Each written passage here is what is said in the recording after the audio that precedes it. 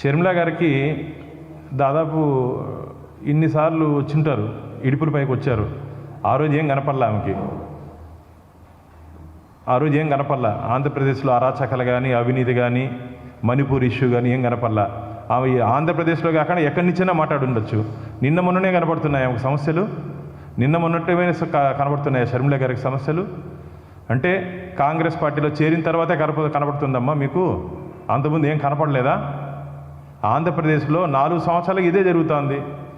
ఆ రోజు ఎందుకు ప్రశ్నించలేదు మీరు? ఆ రోజు ప్రశ్నించుంటే మీరు ఈరోజు ప్రశ్నించే ప్రశ్నకి ప్రజలు మిమ్మల్ని నమ్ముండేవాళ్ళు.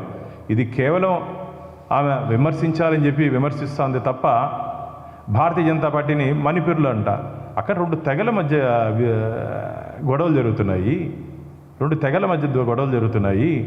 నువ్వు తెలుసుకొని మాట్లాడు. తెలియకుండా, విషయం మీద పరిజ్ఞానం లేకుండా కేవలం భారతీయ జనతా పార్టీని విమర్శించాలి, భారతీయ జనతా పార్టీని విమర్శిస్తే ఓట్లు వస్తాయని చెప్పి ఒక భావంతో ఉన్న, అసలు మీరే కాంగ్రెస్ పార్టీని ఒక్కసారి వీడియోలు కానీ చూపిస్తే ఆశ్చర్యపోతారు మిత్రులారా. కాంగ్రెస్ పార్టీని తిట్టిన తిట్లేదు. ఈరోజు ఎత్తి బుధాన వేసుకున్నారు. నీ స్వార్థం కోసం, నీ స్వార్థ రాజకీయాల కోసం, నీ రాజకీయ భవిష్యత్తు కోసం నీవు ఊసరి వెళ్ళి రాజకీయాలు ఆడుతున్నావు తప్ప ప్రజలు నీ మాటలు నమ్మే పరిస్థితిలో లేరు. ఈ ఊసరి వెళ్ళి రాజకీయాలు, ఈ 2 నాలుగుల ధోరణిని ఆంధ్రప్రదేశ్ ప్రజలు నమ్మే పరిస్థితి లేదు. సరే, కాంగ్రెస్ అంటేనే భస్మాసుర హస్తం, ఇంకో హస్తం యాడ్ అయింది దాంట్లో. మాకేమి దీనివల్ల నష్టం ఏమీ లేదు.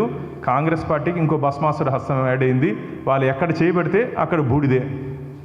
మామూలుగా ఆశీర్వదిస్తే మంచి జరుగుతుంది. ఇప్పుడు మోడీ గారు దేశానికి శ్రీరామ రక్ష అయ్యారు. వీళ్ళు భస్మాసుర హస్తంగా మిగిలిపోయారు. కాబట్టి ప్రజలు మిమ్మల్ని స్వీకరించే పరిస్థితులు లేరు. మీకు ఆంధ్రప్రదేశ్లో భవిష్యత్తు లేదు.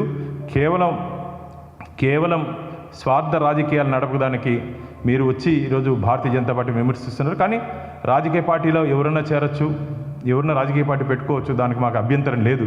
కానీ మాట్లాడే ముందు విషయాలు తెలుసుకొని మాట్లాడితే, విషయ పరిజ్ఞానంతో మాట్లాడితే బాగుంటుందని చెప్పి షర్మిల గారికి కూడా భారతీయ జనతా పార్టీ తీవ్రంగా హెచ్చరిస్తోంది.